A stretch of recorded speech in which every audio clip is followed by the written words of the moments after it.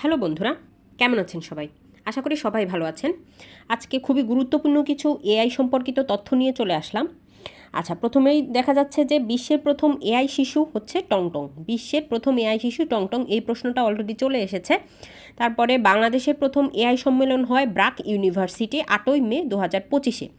বিশ্বের প্রথম AI hospital চীনে হয়েছে। বিশ্বের প্রথম এআই হসপিটাল হলো চীনে এবং তার নাম হলো এজেন্ট হাসপাতাল এবং এটা সিংহুয়া বিশ্ববিদ্যালয় গবেষকদের কর্তৃক পরিচালিত হয়।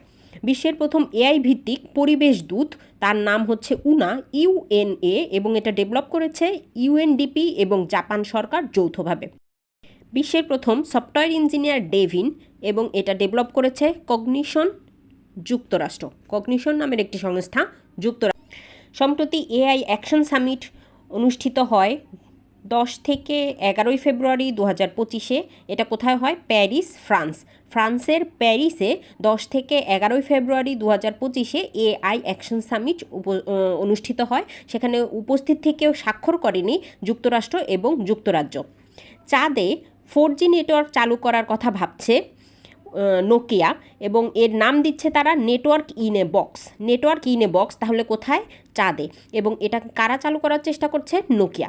বাংলাদেশের প্রথম এআই ভিত্তিক সংবাদ উপস্থাপিকা ছিলেন অপরাজিতা, চ্যানেল 24 থেকে এটা করা হয়।